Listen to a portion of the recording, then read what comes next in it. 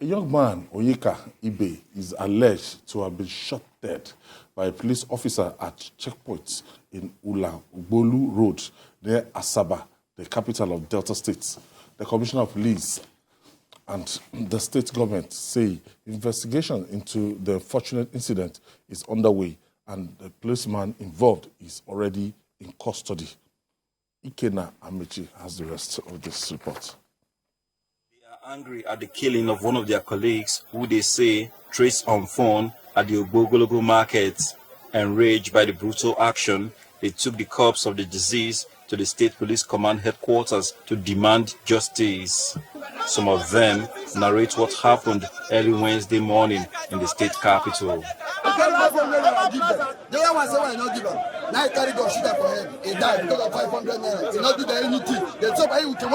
To calm frayed nerves, the Commissioner of Police told the protesting traders that the officer is already in detention and won't go unpunished if found guilty. Very, very sorry for all that happened.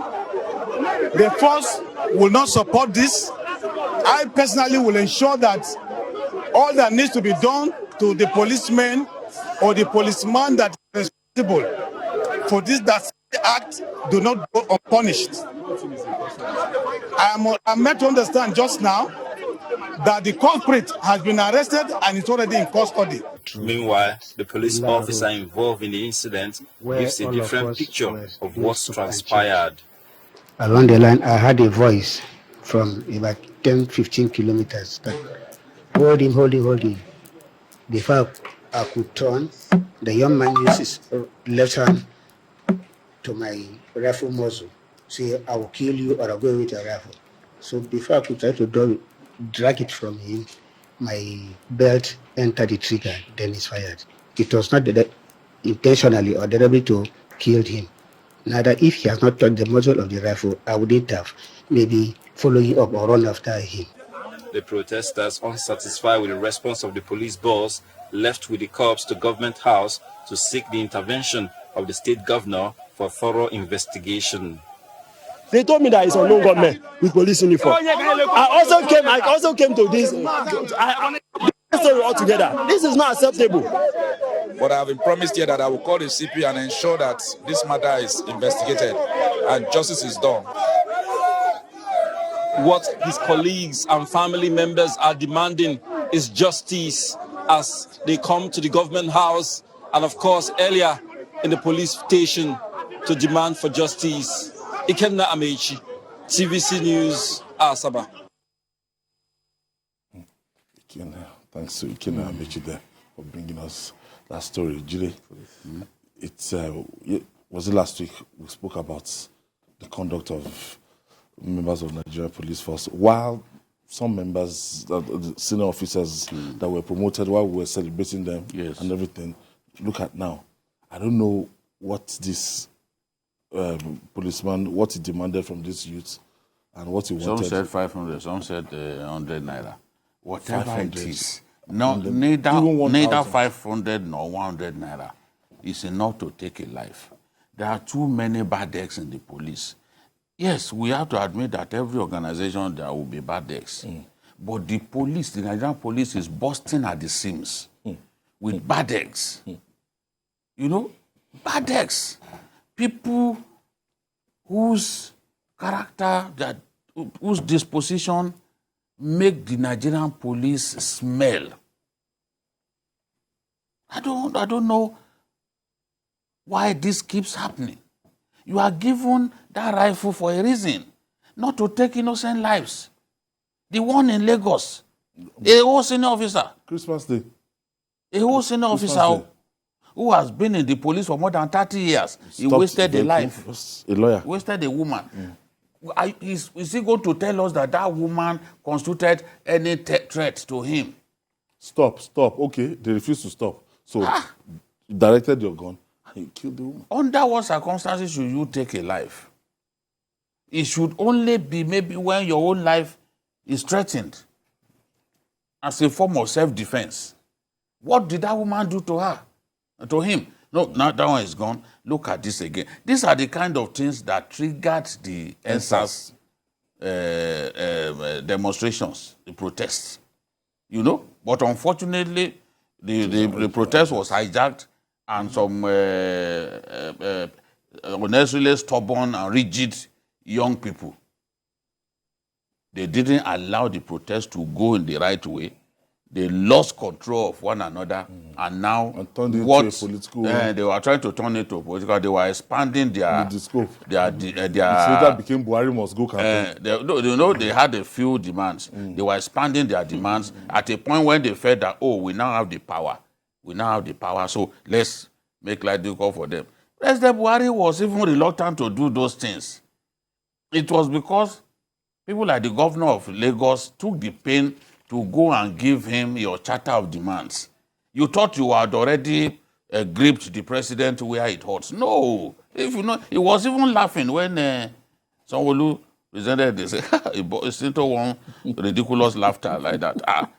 In that way, I knew that not all what these boys are asking for, these boys and girls, will be done. In the end, at least that unit was disbanded. Yes.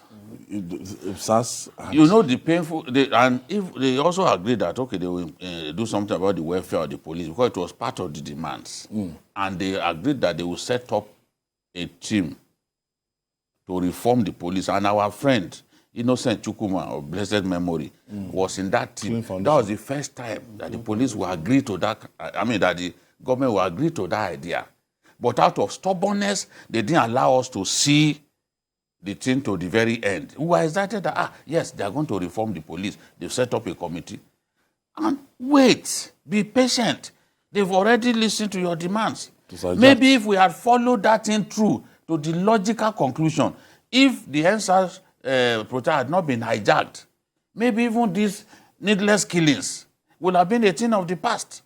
But now, every time we are hearing about killings. How did EndSars protests end up with ShopRites? To vandalize everything, ShopRite, to move shopping mall, and they were looting all around. It was hijacked. Why won't it be hijacked? There are people in our country, especially here in Lagos, who exist for the day. I'm sorry to use that phrase. That's the reality. They are like daily paid people. If they don't go to the motor parks to obtain drivers, and they cannot feed for that day, and you block the road, people can't move. That's why we started seeing even people robbers attacking people's homes.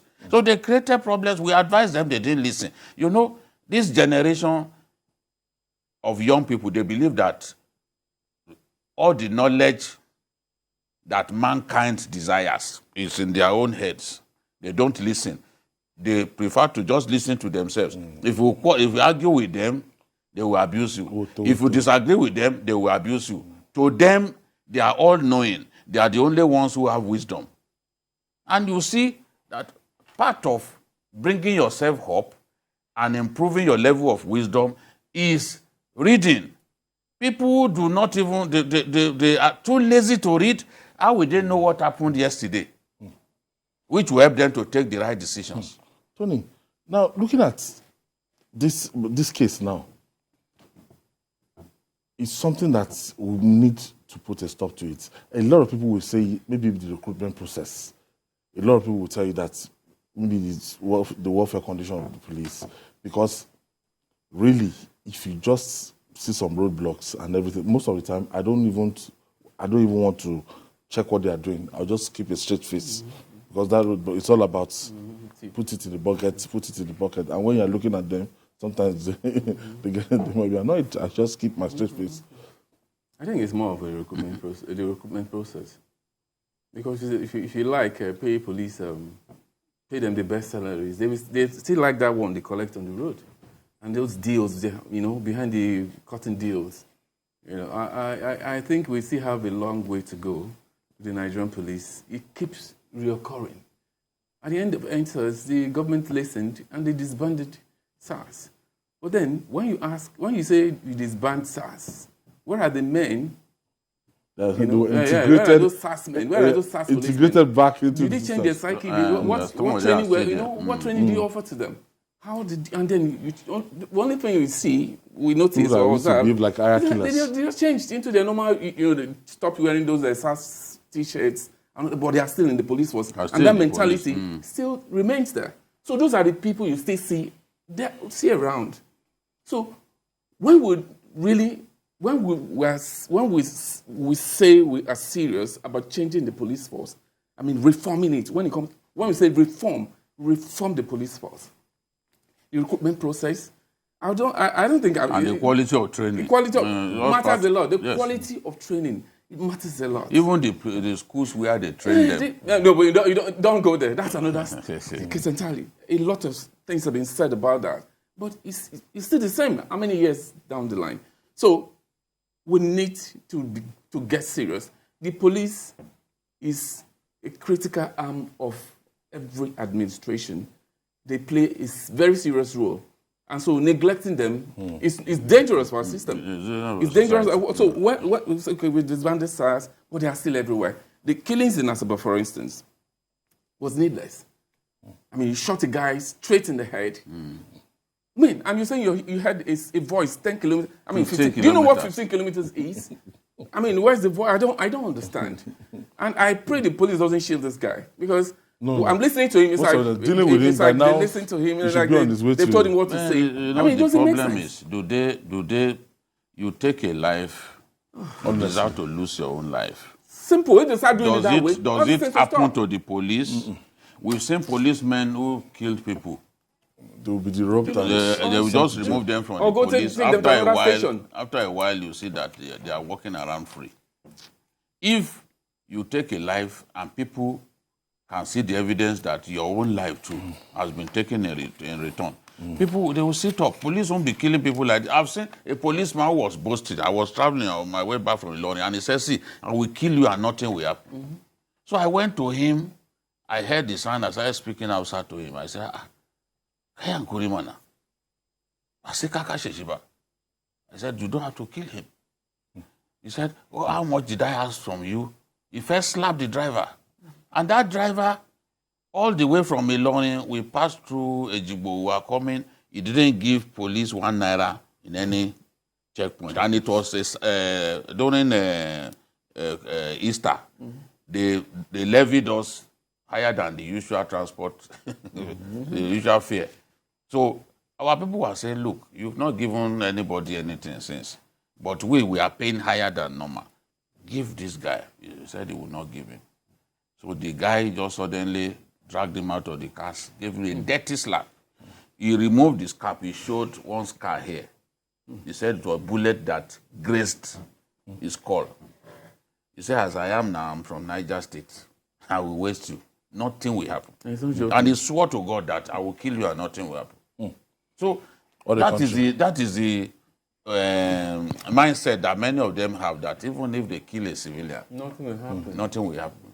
The history is there that when they kill a policeman, there is no record of the policeman being hung by the neck until he dies, or being tied to the stake and shot. So that's the thing. All right, we'll take this breather. When we come back, we'll talk more. So, journalist Hangout.